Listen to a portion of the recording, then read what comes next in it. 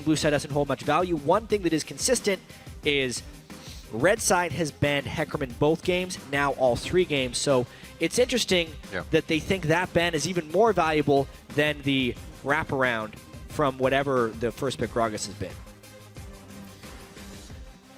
Already seeing could be Thresh banned out by Cloud9 again. The Janna could follow as well to make sure Lustboy gets hit up once more. As LemonNation's Nautilus is taken out. We've seen that these bans have not stopped LemonNation and the rest of the supports, such Lustboy, from entering the jungle early game, really getting in the hair of the other team. And exact same bans from game 1. Right. When TSM was blue and Cloud9 was red. And I like this actually, how TSM lost to the Urgot.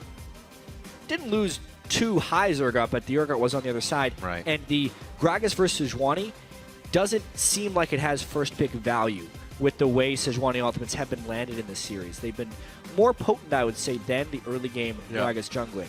Makes you question whether Meteos will even pick Gragas on this rotation or if he's just going to side with Sejuani. I wouldn't mind if that goes to the mid lane, seeing Hai go back to Orianna if it's something he's actually had his hands on. Xiao was really able to turn the tide. It wasn't the easiest lane, but it definitely proved to be big during the team fights. And it's kind of where these games are panning out, right? It's not a win-lane win game for these teams. Too much has happened in the mid game to really make that early game a big impact. It's going to be Gragas, though, for Meteos to Sion as well for balls to come in this game. Yep, still in theory, the Gragas can stand in front of the Sejuani and pull off some big plays there. Yeah. It will put emphasis on Meteos to make plays in the early game, though.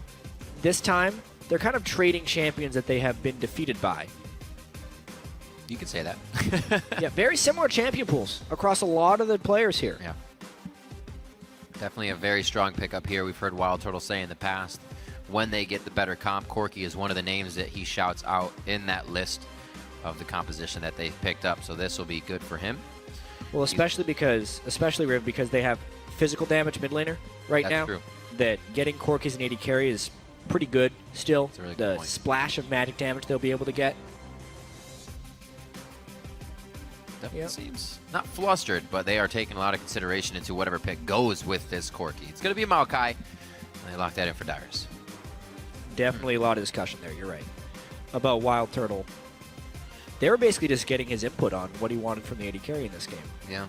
Corki will end up working here, but they pick it blind pretty much into whatever Cloud9's bottom lane wants to be. Still some unpredictability on the support picks in this series. We've seen Braum and Morgana from LemonNation. Lustboy's played Nami and Kennen. I doubt they'll play Kennen without Kalista, though. Where are the comms for C9? There you go. Lemon's starting to talk, so it's definitely going down the line here as they pan this out. C9 usually a team to wait all the way down to the last moment anyways. And double lock in to give TSM the least amount of time to come up with a pick. So far, TSM definitely shows that they can fight. And it looks like that fight is going to be matched by a little bit of fight of their own. Cloud9 pick up Sivir and Braum. Getting the extra move speed in a team fight is very important for Cloud9. Yep. Especially even in that last game. A lot of times Bjergsen would just use Ghost at the start of the fight on Kog'Maw, and then no one could touch him. Cloud9 wants a way to match that type of move speed. And they want to be the one dictating the fights. Ha ha. Remember, we are on the 5.6 patch before the massive buffs to Bard that happened in 5.7. Does that look like a face of a man about to play Bard? I think not. I don't know. I can't see. Who's there? Oh, well, there he is. His last point. 12 seconds. What's the swap going to be? Definitely going to get something in here. A Kennen? Ooh. Again? No Kalista this time. But still the Kennen. All right. That's very, very interesting. Even more poke from that lane. However, though, not going to be just kind of stuck to dashing around when you auto-attack and poke. Now you can throw out the Frost Bombs and the missiles once you get the chance. So TSM, again, going with a composition where they can whittle down their opponent a little bit before getting there. See if it works. And so what is a big, big tanky line so far for Cloud9. And what do they pick to complete it? They need a pretty solid laner to go up against Urgot. Yeah.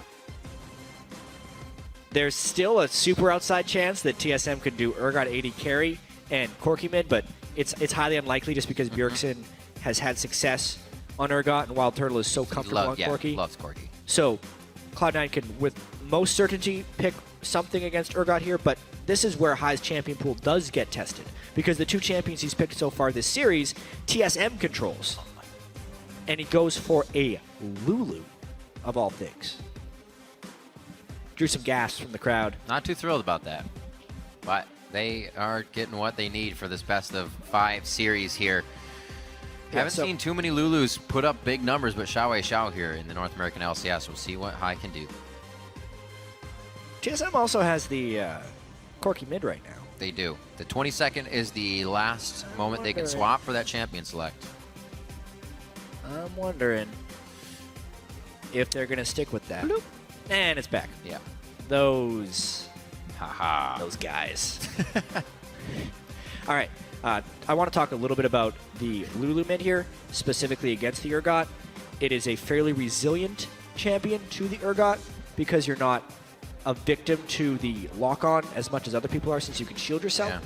As well, Lulu does work quite well with Sivir for the overall speed, but it is not your typical protection comp. Cloud9 may be very low on damage here unless Sneaky really gets going, which is a big danger here. Leaving the last pick to the mid laner and then getting something that feels like an underwhelming pick does tend to happen when you're against an Urgot. There's not very many good picks against an Urgot. Yeah. None that have been proven to work every game. So not just yet. Not very many is an understatement. Let's see what they can do. You know what that graphic means. It's time to update your votes for who you think is going to win this championship series. Tweet hashtag TSM win or hashtag C9 win to @LOL Esports. Obviously, we will be tallying those up throughout the game.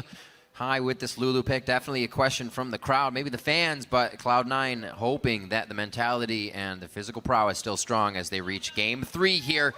We're definitely going to have 2 more games. It's basically now a best of 3 as both teams are up 1-1. Maybe with this in the mid lane, they have been keeping Bjergsen there, right? His roam has been down because they're focusing High. Maybe High can kind of do the opposite on that and push him in. Yeah. High says Bjergsen's wave control is just one of the things, though, that makes this split's MVP so dangerous. The way he controls his wave lane, like whether he wants to push or keep on his side, he really likes to abuse that. Say you're pushing out, right? And you don't have wards, you're going to get ganked, or he's going to pressure that gank on you.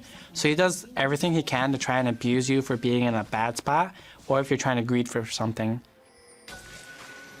And we see that time and time again. Yep. When we even saw it in game 1, when High was getting the return gank, especially once they can burn that mid laner's flash in the early game. Bjergsen is able to prep that mid lane wave in just the right spot. However, the early games have been very traded between these 2 teams. Mm-hmm. Much back and forth. Really, the only tangent has been when the supports have entered the jungle. But we also have seen that junglers can get themselves out of that. Santorin, namely, did not get hurt by being pushed off of his jungle at level 1. Here, a little more lax, but LemonNation, as well as Lustboy, is going to have that chance again to get themselves in the jungle and harass. Yeah, pretty cool. They didn't actually get super deep wards. Right. But they're going to end up with the lane swap again. The level 1 games by these guys have become very advanced. Lustboy getting all his Spell Thief gold for just auto-attacking right now. Ultimately, Meteos won't let him secure this blue, though. He's got a smite. But once again, Lustboy will probably push Cloud9 all the way to the other side of the jungle. They do not want to deal with that harass. They saw what happened when they themselves did the support harass to Team Liquid earlier on in the playoffs. So they're actually 2 on this one. LemonNation definitely came down a little bit later. Yeah. Huh. Strange. This time, yeah, TSM wins pretty heavily on that. Notice how they cleared their entire jungle right there, whereas Cloud9 just the 1 camp. It's basically over a level of a single player's experience to the edge of TSM.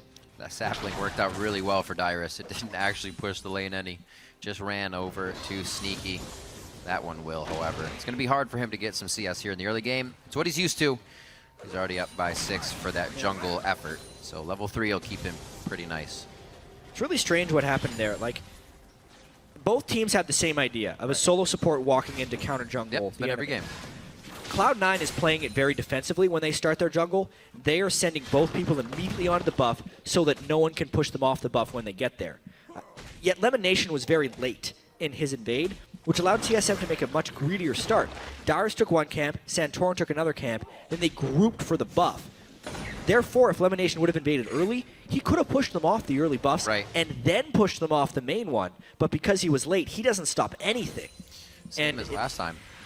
They were almost expecting TSM to do a conservative start, where an early invade would have been protected by the smite of the jungler and the take of the buff.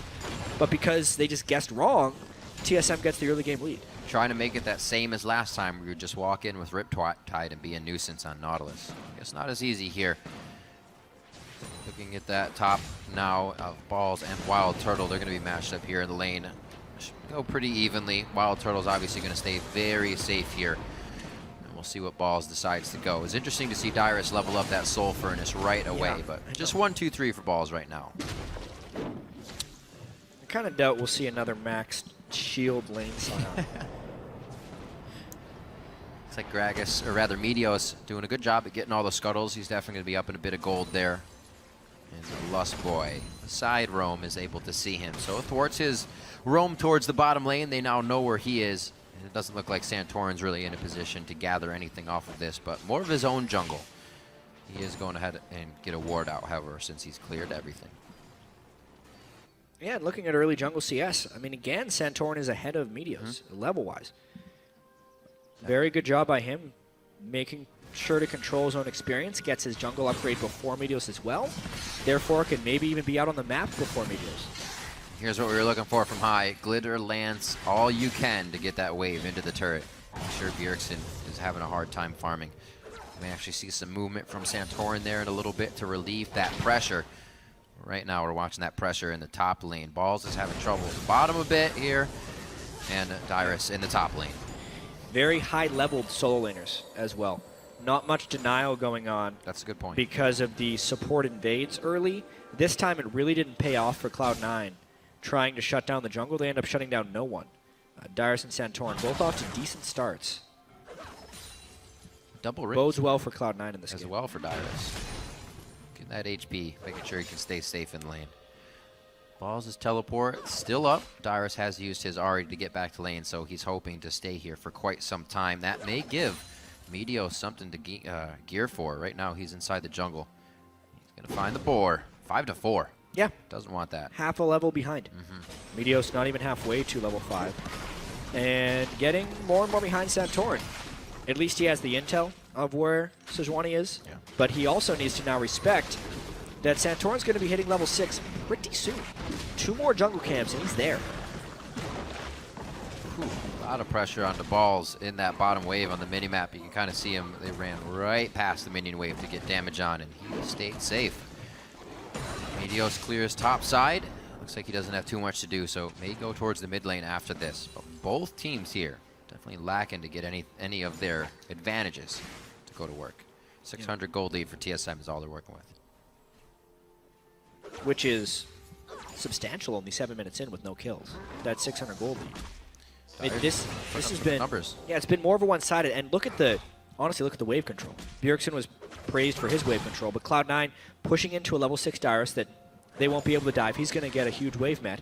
Whereas you look at the other side of the map, and Balls is getting denied down in the bottom lane. It's being frozen by Wildturtle and Lustboy, and plays aren't being made in any side. Even now, Santorin, with level 6, is trying to push them off their own blue buff. He is so brazen in this move because he's on the strong side of the map for TSM. They know the level disparity cannot be fought at all. Santorin completely pushes off Meteos there. He's left to kind of just scratch his head, run back to base. Seriously, a crushing early game so far from TSM. From the very beginning, the invade from Lustboy pushing Cloud9 to the other side of the jungle. The late invade from LemonNation that does not deny TSM at all in their greedy start. Add to that the wave control in both of the side lanes. Yeah. Dyrus eating experience at his turret. Balls starving at his turret. 2 level advantage in the jungle. 2 level advantage in the top lane. 1.5 in the jungle, and an 800 gold lead off minions alone. And really? I was about to say, the mid lane matchup even being even kind of shows the threat that Lulu didn't pose to Santorin going in the jungle. He wasn't worried if High came over. He would have been able to get out easily anyways.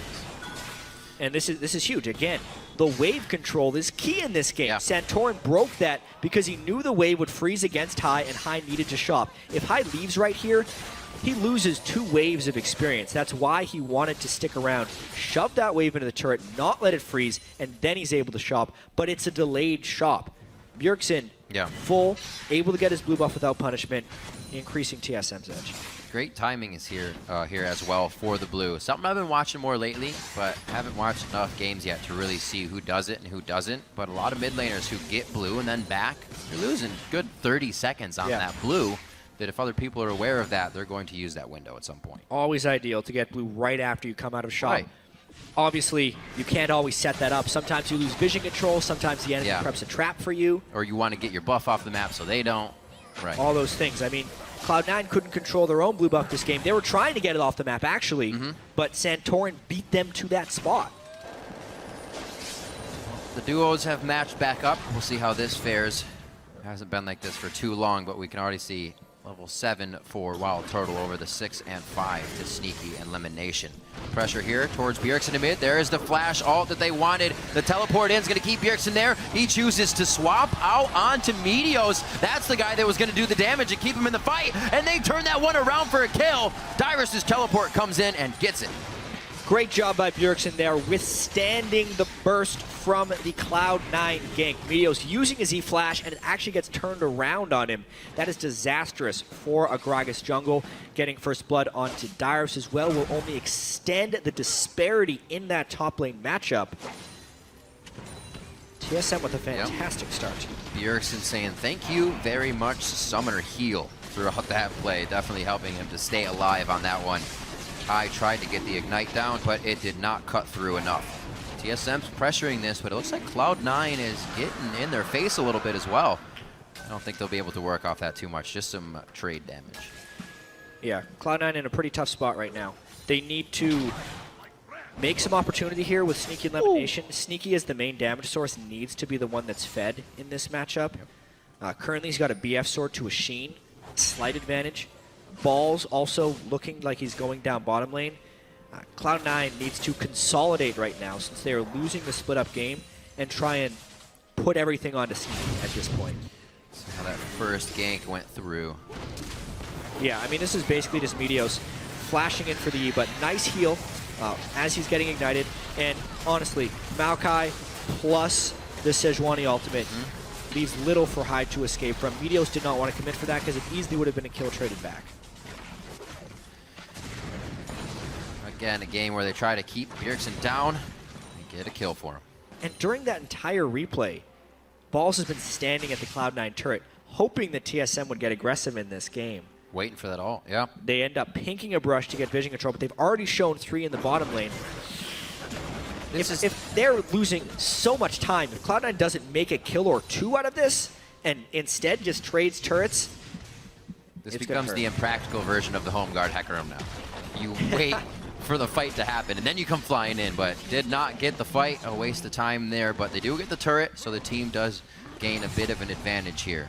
Dyrus is trying to get this wave cut before it even gets to the top turret, so giving a good bit of harass there, and TSM controls the top of the map quite well.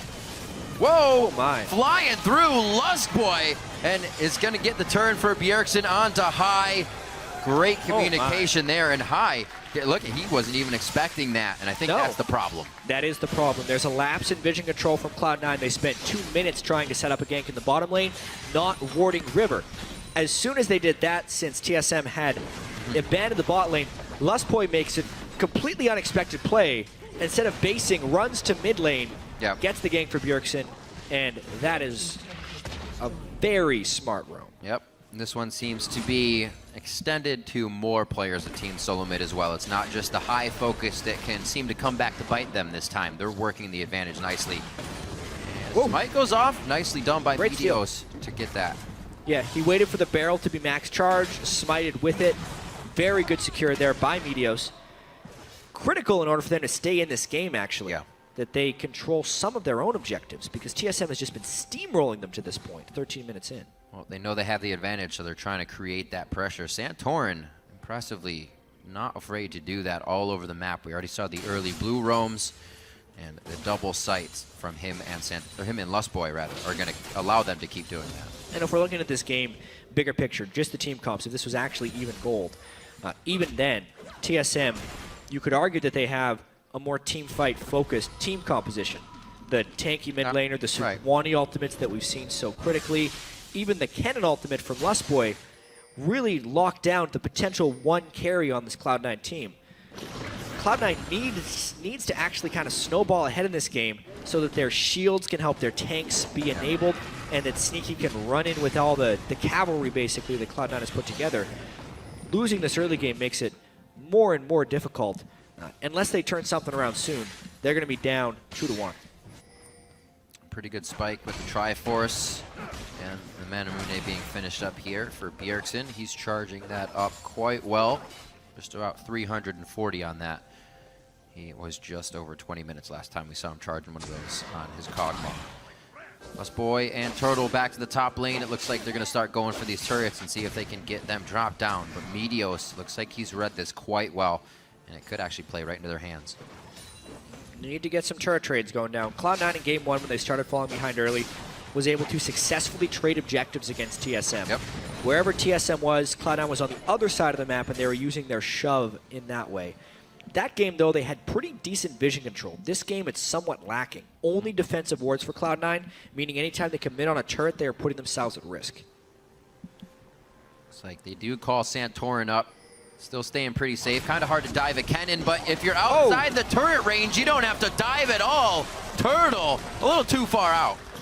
Great ultimate there by Meteos, and absolutely Turtle was too far out on that one. Could not even recover from getting knocked back with his flash and his Valkyrie. Meteos stuffed it. Flash and Valkyrie. Whew. Big play there for Cloud9. Really big play. That has been something we've seen before. Turtle getting himself a little too comfortable. Cloud9 is definitely going to take advantage. This turret should be going down. 50 seconds is perfect on the clock because they're going to want to go back, rotate to mid, and start getting more pressure on. But this is nice that they don't have to come back to this top lane too much anymore. And TSM trying to trade, though. Bjergsen actually walking through a turret to attack this Sion. 3-level He's running. disadvantage, and a great interrupt there by Dyrus. It's still a big enough pop, right? Dyrus is going to get the sapling out, chase with the movement speed of his own, and it's not going to be enough before it explodes. Lustboy's coming down. It's only a matter of time now. It's not so much will he die, but when will he die? Right, and what is the team going to get out of it? Exactly. They've already taken the mid lane turret, actually, in all of this. So very ineffective balls early on in the game, but effective enough to open up the mid lane for Cloud9. All right, so he'll probably farm up what he can down there. I'm still alive. Nope, he's dead. All right, see where TSM goes from here. They know he's down. That's going to be great. 15 seconds for that teleport to come back up is something they do have to be wary of. But if they can burn this down, it's going to be theirs uncontested. And I think it's pretty uncontestable at this point, especially with the Sion dead. And TSM burning very little to secure that kill. Dragons may be one of the things TSM needs to use to win this game. Cloud9 has kept the gold pretty close, but that's because miraculously they're up 3 turrets to 1. One thing TSM did in the early game is they slightly valued the CS and experience differential over turrets, but then because Wildturtle got caught in that top lane a little bit farther out than he needed to be, it punished them with the turret. Again, then they chase a kill for balls, punished with another turret, and suddenly the turrets are the only thing keeping Cloud9 in the game. But because TSM is still stronger as a 5-man unit, as long as they just maintain control and don't get picked off by a very threatening Meteos, they will kind of catapult themselves into a 3,000 or 4,000 gold advantage. And I love the way they're building as well. Dyrus, he picked up the Catalyst. We could go Rod or Righteous Glory, which he likes, but then he just went Armor, knowing High's not going to be killing me. Sneaky's getting pretty big. I'm going to be able to be on Sneaky all day and just walk around the rest of Cloud9. Usually when a Maokai goes Catalyst and doesn't upgrade to Rod of Ages right away, dead giveaway. Righteous Glory. Righteous Glory for Dyrus. They're going to rely heavily on Wildturtle and Bjergsen for damage. Which, honestly, if High gets going a little bit on Lulu, would be a little bit low in the damage department. not having Yeah. big damage from their top laner, Sejuani and Kennen, since it's not an AP Kennen, it's just a jungle Sejuani, could be shieldable damage from Cloud9 in teamfights. Turtle getting as much of the resources to go down in his favor as possible before he takes down this turret. But this just means that TSM knows what they want right now. The rest of the team isn't going to get themselves to do a crazy fight, and they are just biding their time before they do get what they want. Cloud9, however, has squeaked themselves through that river area. Has a nice line of wards behind TSM's front line, which could prove useful here. TSM not on that side of the map, though, and C9's wards not really working too well. They're telling him TSM isn't there at this point, but not where they are, that's for sure. Luckily, none of them have died in that 3-man excursion TSM took into the jungle. Dyrus grabs top, and the game continues now. So much vision in Cloud9's jungle right now. You can tell TSM is kind of prepping the picks, but Cloud9 is nowhere near that spot.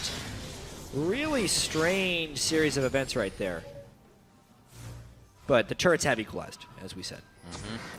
Kills less and less throughout each game here. We're at least 5-5 at this point last game. 30 seconds on to Baron. We saw teams heading for that just a few minutes after it spawned last time. Well, enough core items as well to make this go down quite quick. And Infinity Edge is finished up onto Sneaky.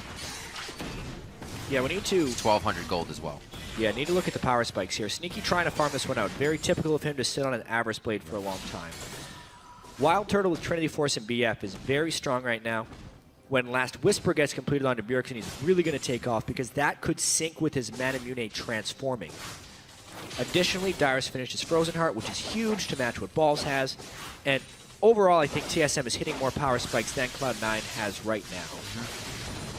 But 3 turrets to 3 is actually not the perfect opportunity for forcing, unless they can use these wards that they've placed in Cloud9's red jungle to catch somebody out. I think Meteos is going back, buys a Righteous Glory outright with about 1,500. High still sitting on a bit of gold. Over the past few minutes, Cloud9 was sitting on at least 4,000 to 5,000 gold across the board.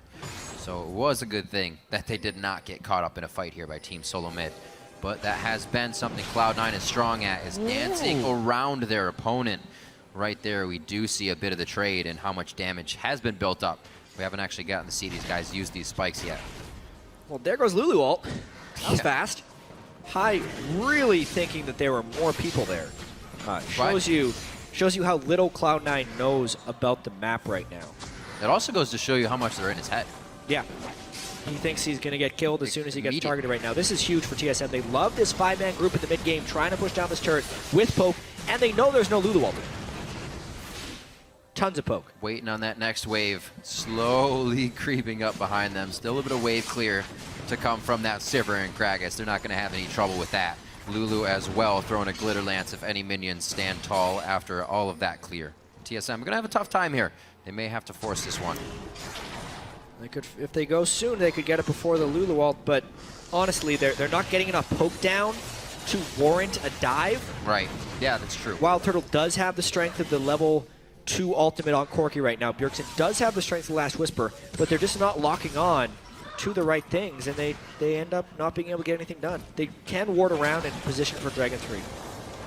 That's what they'll have to do. Just about 300 gold. High will have that Rabadon's able to put out a bit more and maybe change the mind of Turtle in some of these fights, and Lustboy if he can cancel them out. It's going to be difficult for them. The Lulu pickup did not make things easy for this game for Cloud9. Hasn't yet. He's been heavily punished by Bjergsen in the laning phase, which is what we expected to happen a lot in this series. True. If High could somehow split with Bjergsen in every game, Cloud9 may actually be the favorites in this series. But that's why Bjergsen is the most valuable player. Yeah. He demolishes his lane opponents routinely. And it's a 1,000 gold lead thus far. It's the pressure, though, that is being applied on the map from that mid lane position and the denial of High's farm that they hope to create the most advantages off of. Well, it's hard to shut down the MVP. Definitely is. Yeah. See if we can get a little action. Oh, here we go again. Mid lane. Oh, curve it! Curve it! Ah! Yeah! That's pretty good aim, though. Well, got it well. So Again, what can they do this time? This is the old Cloud9 this play. excursion. Balls tries to run away, distract as much time as possible, whereas Cloud9 is actually making a play on the other side of the map. Yeah, they are. Top turret. Dyrus is getting hit up, and there's much more catch potential on the tree here to be cut down. The stun bot of Lustboy comes in, though. My. This is why you don't dive a Kennen. It gets a little too hard. Lustboy's going crazy right now, and alone saves Dyrus. 2 deaths across the map there for Cloud9. Balls eventually fell, and then, my goodness, the ultimate there. Dyrus, home guard, he's going. It's going to be right in front of the bear pit. On too high. The glitter lance didn't actually connect all the way. That's going to be the swap as well. High only has a matter of time here before he goes down. It's not going to be Cloud9 that's closing in. It's more members of Team Solomid. Disaster there for Cloud9. TSM doesn't take the trade. No. They steal it all from Cloud9. Balls dies in one lane, the dive fails in the other, and desperately Cloud9 wants to stop this Baron, but that's a tall order. Meteos, he is there for the 50-50. That's really the only thing that stands. TSM will call off of it. Meteos has no chance to go over the wall now. He's going to be 1v1 Turtle. Throws his head into the shell and just ducks into the fight. Somehow pops out alive on the other side. Sneaky's here throws now. the barrel. Turtle does finally go down. Sneaky's going to start throwing the boomerang blades into the pit. That's the early smite, and Dyrus actually comes up with it. That could have been very bad for Team Solomid. What chaos, but at the end of the day, they only lose Wildturtle and they secure the Baron. So mission accomplished for TSM. They get the Baron and they extend their gold lead. Such a chaotic end to what was such a clean series of events there for TSM. Sneaky running down. Dyrus is saying, you're not getting this dragon alone.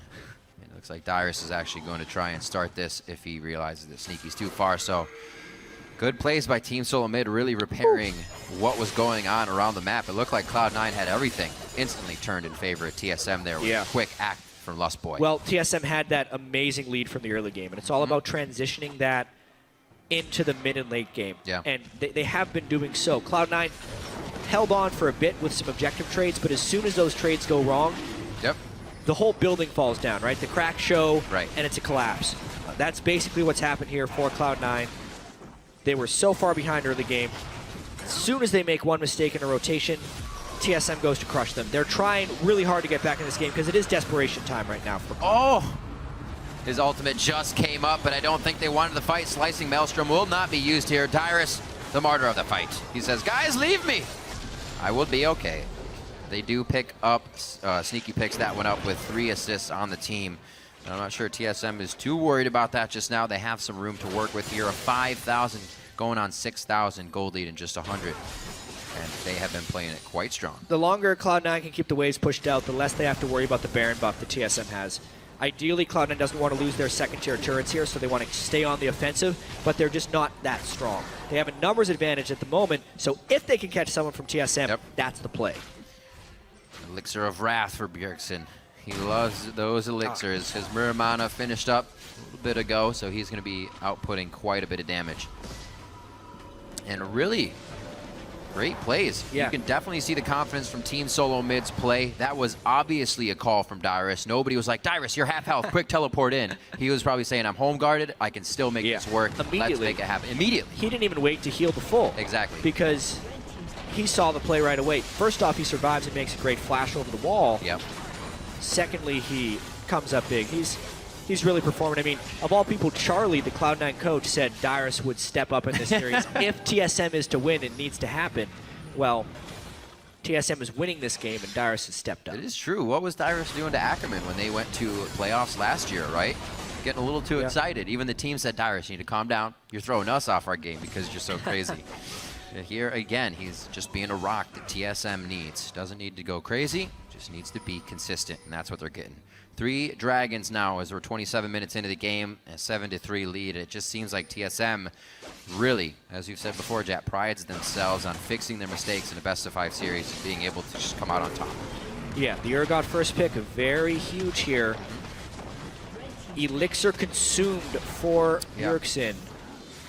Urgot's Wrath now going to be attacking this next turret. Baron buff is up though, so I think that's about as far as this push goes. Sneaky trying to do his damnedest to get a mid push going down. Second tier turret falls. He's got one hit on that siege minion, and it looks like just enough time to keep going on this inhibitor turret. This is going to be the stop backs now coming in. Dyrus should be able to get there. He has home guard, but that inhibitor turret's going down. TSM's actually going to take the fight as well. Lustboy to the back line, but that's not damage. That's the stun bot. Cloud9 walks out, and they might still have the defense. TSM is trying to hit a home run here by getting an ace, but they're giving up their front door right now. How did Sneaky make it all the way to that side of the map home run with no TSM response? Cloud9 takes an inhibitor with this. 3 kills, no dragons, and Sneaky does it. He might even get out alive. Absolutely amazing. Home run definitely curved foul right at the last second there from TSM. Swinging for the fences and fell right in front of him. So just now go back to base. No need to engage. Man, big time play by Cloud9. Still down, 7,000 gold, but that buys them a lot of time. Tons of time. Very much so. For being on the back foot, it was interesting to see that mind game there they played with Team Solomid. TSM said, oh, they're engaging. They're going to go way too far. And that's exactly when Cloud9 pulled back. And that's where you want to be, in the head of your opponents. Keeps Cloud9 in a very good fight, and somehow grabbing an inhibitor, 7,000 gold down. Yeah, plus all the free farm that Sneaky got while pushing multiple waves there. 284 CS now in Sivir, 3 major items. If they can somehow protect him up, maybe in an extended team fight, Cloud9 can pull something around. We kind of knew that was the win condition for Cloud9. Get Sneaky ahead, get the shields going. If TSM doesn't build enough damage into the non-Urgot and Corki members, then maybe Sneaky can AoE people down in a team fight. And that is a stronger maybe now that Sneaky's been able to do that. Very true. Also see a Rylai's Crystal Scepter picked up here on Lustboy. One of the only times I might say it's okay. You're not the guy going in the kill. Are they trying to fight? It looks like it. That was on the hunt. Balls comes through, rings the dinner bell for Bjergsen. Now, Lustboy goes in. That's going to be the Rylai slowing C9 to re-enter the fight, as well as Dyrus. Vengeful Maelstrom mitigating all the damage that the front line has taken. Lustboy finally falls after the fight has already been extended to a long one. Falls now to the back line. He goes down. With Lustboy down, that means TSM still has damage on the map, and they're going to push forward. Cloud9 must have seen the window, seeing Dyrus is off on the side, but he could easily teleport in for that fight. A poor force there by Cloud9. Losing their front line in that battle. Cloud9 did not have the lead to be willing to force like that with the sign off. They end up losing a turret afterwards. This is good. Do they stop it, though? Do they stop the backs? Oh, it's already Santorin in the base. No worries. The minions will be stopped before they get to the Nexus turret. Still looks like Lemon wants to put a little bit of pressure on to get as much as they can out of this one. It's not going to be much more than just the pressure. I mean, at least they have those super minions in the mid lane, so... Right, a little bit of time. Cloud9 should only force like that if the super minions are going to be taking something from the TSM base, or if TSM has a base defender that is trapped there.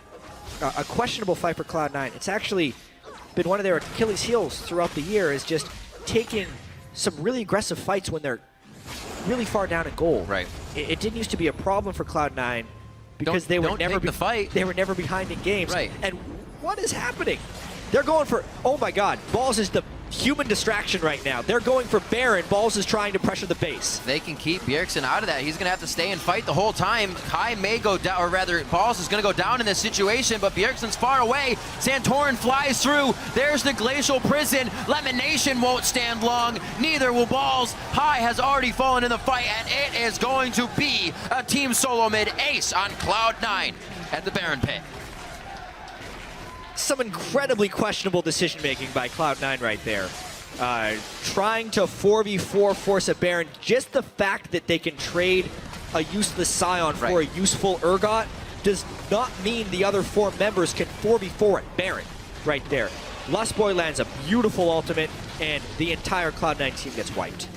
They've just given themselves so much breathing room. Rinse and repeat. You're obviously not going to get a double turret push with an inhibitor, but you just did what you need to replicate. Wait for them to push too hard and figure out a way to get around that fight and flank them. Oh, man. Lustboy playing with death. Yeah, that was a ridiculous series of events right there. Cloud9. Yeah, over and over. Cloud9 made one good play, which was the inhibitor take, but they followed it up with 2 poor choices. And TSM is again in full control of this game 3. Now with Baron, Ace, their inhibitor should be respawning soon, and the ability to probably close this game.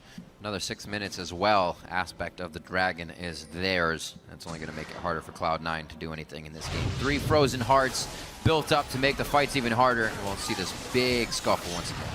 Yeah, I mean, this was just Dyrus being a tank, coming in beforehand. Nice. A nice ultimate there by Santorin. Not spectacular, just hits the front line. But that's all they needed to do because TSM as a 4-man unit are stronger than Cloud9 as this 4-man unit, especially since Cloud9 had been hitting Baron. And now TSM pushing up that mid lane with the Baron minions. Big fan of those Lustboy ultimates, how he uses the outside of the ring. That change to his W is very big. TSM now gonna fly through on this one. The swap for balls, he gets taken down immediately and really provides no threat to anybody on the team. Even Cloud9 knows they cannot try to get any extra pressure on with that distraction. Great third game coming in here from Team Solomid. They definitely used momentum from game 2 to make this one work. Well, they're not even waiting for minions here. A little bit greedy, but they are so strong. Cloud9 recognizing the greed, tries to fight. That's the Sivir ultimate. LemonNation goes down. Dyrus is gigantic right now. The main tank on that turret the entire time, and he gets out alive. Turtle and Dyrus are bleeding red, but the base is open, and TSM's about to tear it down. They just got to go catch that minion wave in the mid lane. They have 4 people dead on Cloud9. Balls coming up shortly. 2 people to defend here for Cloud9, but 5 pushing for TSM. 34 minutes on the clock. The first Nexus turret will fall as Team Solomid pushes their advantage here. Very nicely done coming into game 3 with the Urgot composition out of the mid lane. Bjergsen again on a 5-0-8, a great KDA to bring the team up for a victory here. 20-4 at 34 minutes. Team Solomid make the series 2-1 over Cloud9. And again, the reverse sweep becomes a possibility. And indeed it does. Team Solomid drops the first game of the series. They come back in game 2.